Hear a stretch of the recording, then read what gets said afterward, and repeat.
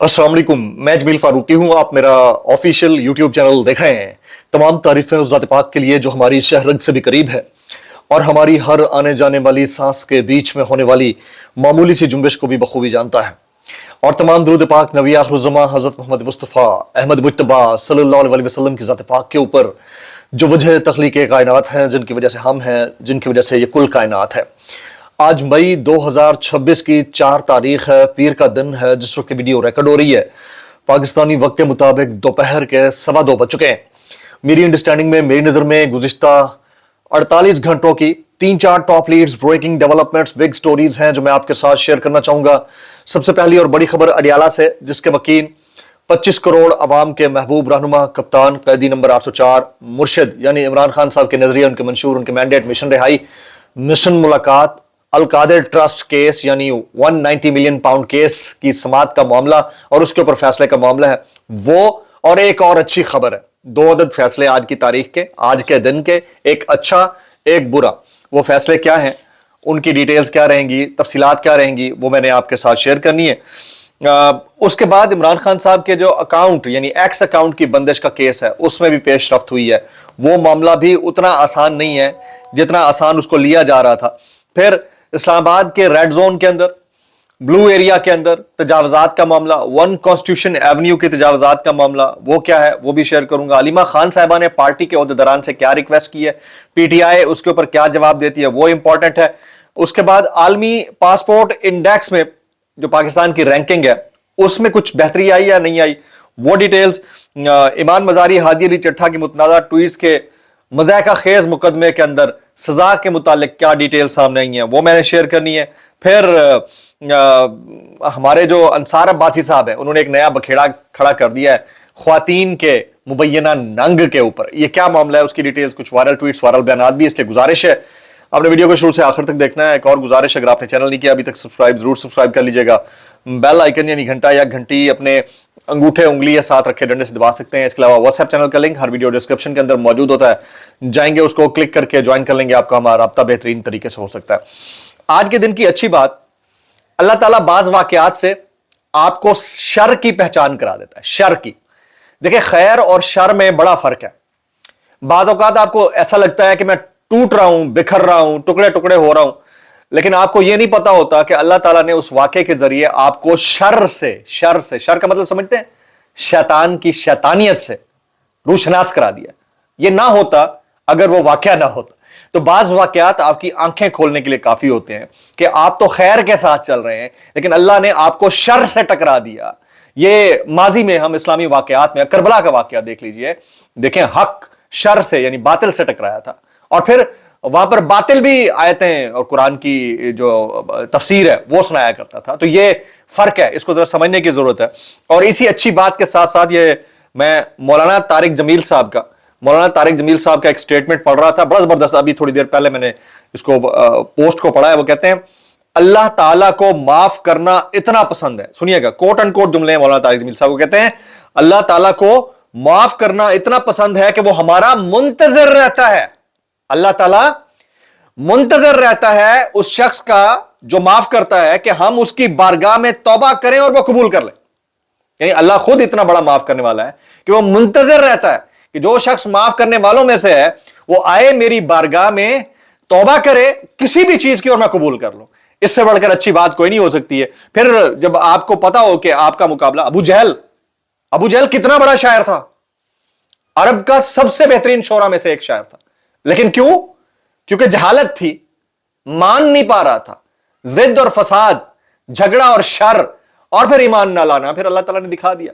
तो ये कुछ चीजें थी, अच्छी चीजें थी, मैं आपके साथ शेयर करना चाह रहा था। अब जरा आ जाते हैं आज की टॉप स्टोरी के ऊपर। 2 अदद बड़े फैसले, एक अदद आग लगा देने वाला अचानक बड़ा हुक्म आया है, ऑर्डर आया है, वो क्या है मैं शेयर करूंगा। सबसे पहले जरा 190 मिलियन पाउंड केस के हवाले से जरा सुनिएगा। ये हमारे साफी दोस्त हैं एहतशाम कियानी, वो कहते हैं इमरान खान और बुशरा बीबी की अल-कादिर ट्रस्ट केस में सजा के खिलाफ अपीलें जनवरी, जबकि सजा मुअत्तली की दरख्वास्तें मार्च 2025 में दायर की गई, मार्च 2025 में दायर की गई हैं। कहा गया कि अपीलों की अभी बारी नहीं आई, सजा मुअत्तली दरख्वास्तें नहीं सुनेंगे। 1 साल और 2 माह तक सजा मुअत्तली दरख्वास्तें लटकाने के बाद इस्लामाबाद हाई कोर्ट का आज थोड़ी देर पहले फैसला है کہ سزا معطلی درخواستیں نہیں بلکہ مرکزی اپیلیں سنیں گے اور ان پر فیصلہ کریں گے. اسی ہائی کورٹ میں ہم نے سزا معطلی درخواستوں پر محض چند ماہ میں فیصلے ہوتے بھی دیکھے ہیں اور پھر وہ جو درخواستیں تھیں وہ خارج کر دی گئی ہیں. تو آج کے دن کی اپڈیٹ یہ بھی ہے. ایک خبر تو یہ تھی جو میں آپ کے ساتھ شیئر کرنا چاہ رہا تھا, یعنی 190 ملین پاؤنڈ کیس کا جو معاملہ تھا اس کے اوپر جو عمران خان کی خاص امپورٹنٹ جو درخواستیں تھیں وہ اس کے اوپر فیصلہ آ گیا. جبکہ ایک اور اہم کیس تھا, اچھی خبر آگے چل کر دینے لگا ہوں, ایک اور اہم کیس تھا اسلام آباد ہائی کورٹ میں عمران خان کے ایکس اکاؤنٹ کیس کی جو سماعت ہے, ٹویٹر یعنی ایکس اکاؤنٹ کیس کی سماعت ہے. اسلام آباد ہائی کورٹ نے عمران خان کا ایکس اکاؤنٹ بند کرنے کی درخواست پر سماعت کرتے ہوئے بیرسٹر گوہر کو نوٹس جاری کر دیا اور جواب طلب کر لیا. عدالت نے سلمان اکرم راجہ کی عمران خان سے ملاقات نہ کرانے پر توہین عدالت کیس کی جو سماعت تھی اس پر جیل حکام سے جواب طلب کر لیا. جسٹس ارباب محمد طاہر نے کیس کی سماعت کی ہے جی. جسٹس ارباب محمد طاہر نے, اچھا جسٹس ارباب محمد طاہر, اچھا یہ سوری اس کے لیے معذرت, یہ کھلا ہوا ہے, یہ ایک دوست کی نشانی تھی تو میں نے پہن کے رکھا ہوا, سوری فار دیٹ. جسٹس ارباب محمد طاہر کی عدالت میں ایک اچھی خبر آئی ہے, آج کے دن کی ایک اچھی خبر آئی ہے. وہ کیا ہے؟ اسلام آباد ہائی کورٹ نے بشا بی بی سے فیملی اور ذاتی معالج کی ملاقات کی درخواست پر سپریڈنٹ اڈیالہ جیل کو 2 روز میں فیصلہ کرنے کا حکم دے دیا جی. اصل میں بشا بی بی کے فیملی سے ملاقات کا معاملہ وہ لٹکا ہوا ہے اور پھر ان کے معالجین ان کے پاس آتے ہیں یا نہیں آتے ہیں, اس کے اوپر آج اسلام آباد ہائی کورٹ نے اڈیالہ جیل کو 2 روز میں فیصلہ کرنے کا حکم دے دیا ہے. سپریڈنٹنٹ 6 مئی کو ذاتی حیثیت میں پیش ہوں, یہ جسٹس ارباب محمد طاہر صاحب نے کہا ہے جی. تو یہ ایک اچھی خبر ہے, یہ اچانک آرڈر آیا ہے. 2 عدد کیسز میں خان صاحب کے اگینسٹ گئی ہیں چیزیں اور ایک کیس میں خان صاحب یعنی ان کی اہلیہ کے حق میں چیز جاری ہے. That is a positive sign جو میں آپ کو بتانا چاہ رہا تھا. اچھا آگے چلتے ہیں جی, آگے چلتے ہیں, ذرا امپورٹنٹ ہے. Reporters without border, reporters without borders کی جانب سے ایک رپورٹ جاری کی گئی ہے. وہ رپورٹ کیا ہے ذرا سنیے گا. رپورٹرز وداؤٹ بارڈر کی جانب سے جاری کردہ ورلڈ پریس فریڈم انڈیکس 2026 کی رپورٹ میں پاکستان کے حوالے سے انتہائی تشویشناک حقائق سامنے آئے ہیں جی. رپورٹ میں پاکستان کی صحافت کے لیے ایک خطرناک اور غیر مستحکم ملک پاکستان کو قرار دیا گیا ہے. رپورٹ کے مطابق, یہ رپورٹرز وداؤٹ بارڈرز کی رپورٹ کے مطابق پاکستان میں صحافت ریاستی جبر اور سیاسی مفادات کے درمیان پسی ہوئی ہے, جہاں صحافتی آزادی صرف کاغذ تک محدود ہے. عملی طور پر صحافیوں کو سچ کی قیمت اپنی جان, ملازمت یا گرفتاری, اغوا کی صورت میں چکانی پڑتی ہے. رپورٹ کے مطابق پاکستان عالمی درجہ بندی میں 180 ممالک میں 153ویں نمبر پر ہے, 180 میں 153 کے اوپر ہے. پاکستان کو ان ممالک کی فہرست میں رکھا گیا ہے جہاں صحافت کی صورتحال انتہائی سنگین ہے. رپورٹ میں آزادی صحافت کو سیاسی تناظر میں اس طرح بیان کیا گیا ہے کہ پاکستان میں ایک عجیب روایت ہے.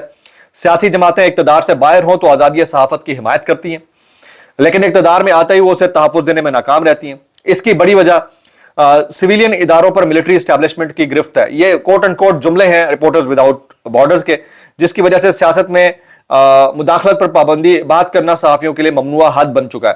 تو ایک لمبی فہرست ہے, لمبی ڈیٹیل ہے جو میں دیکھ رہا تھا, اس کی کچھ ڈیٹیل سے میں آپ کو بتانا چاہ رہا تھا کہ پاکستان کے اندر صحافیوں کے لیے کبھی کبھار تو پرسنل واقعات کو بھی پولیٹیکل بیکنگ کے ذریعے مزید ایجیٹیٹ کیا جاتا ہے. کوئی واقعہ نہ بھی ہوا ہو تو کریٹ کر دیا جاتا ہے تاکہ تنگ رہے, سامنے والا تنگ رہے, پریشان رہے.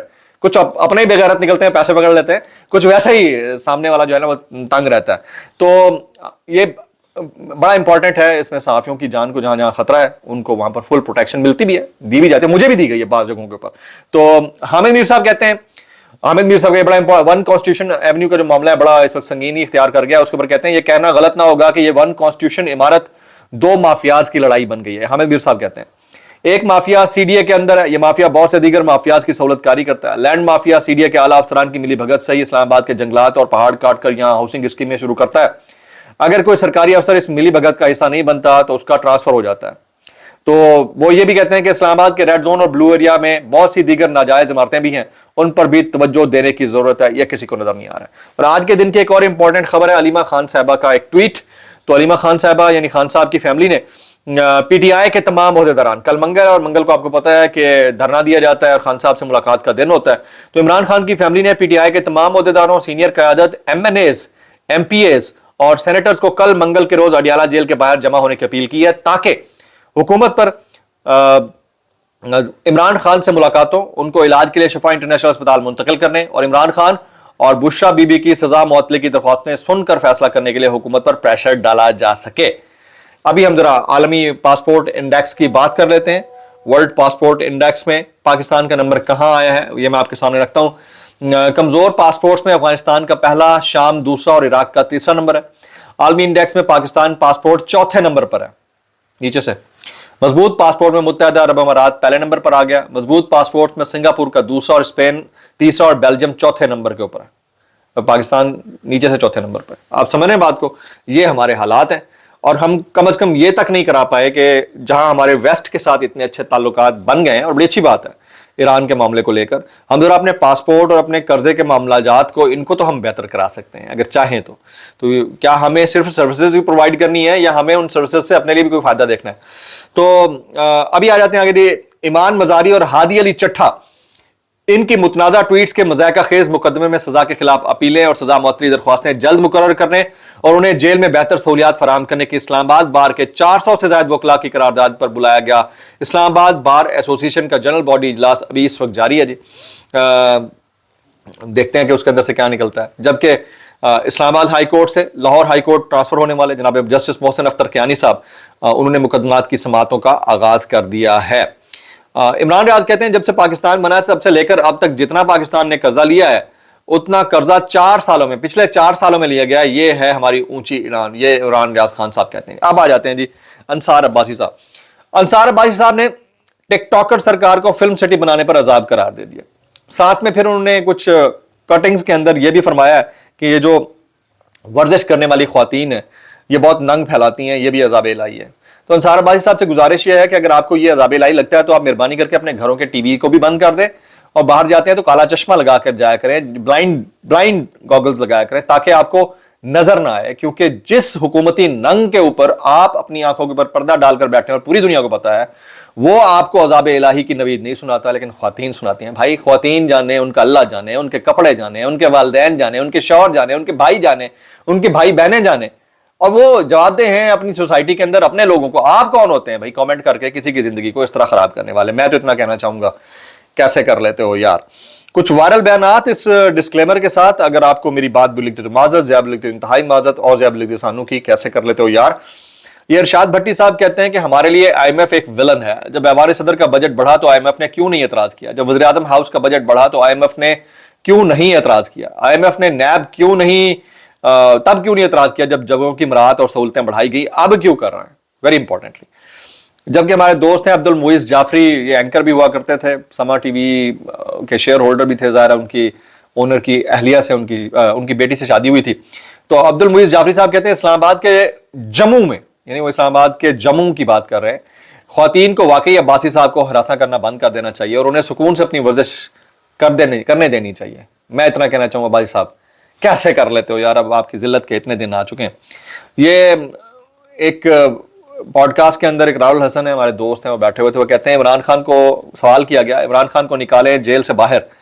हाँ, मेरी दर्जनों वीडियोस मौजूद हैं, इकरार बोलते हैं और कहते हैं अवाम राज तहरीक के अलावा इमरान खान को कोई तहरीक रिहा नहीं करवा सकती। तो सत बिस्मिल्लाह, जी हाँ यानू भाईन, देर किस चीज की है? जाए ना अडियाला के बाहर, इससे बेहतरीन तो आपके लिए कोई स्टंट ही नहीं हो सकता। मैं इतना कहना चाहूंगा, कैसे कर लेते हो यार।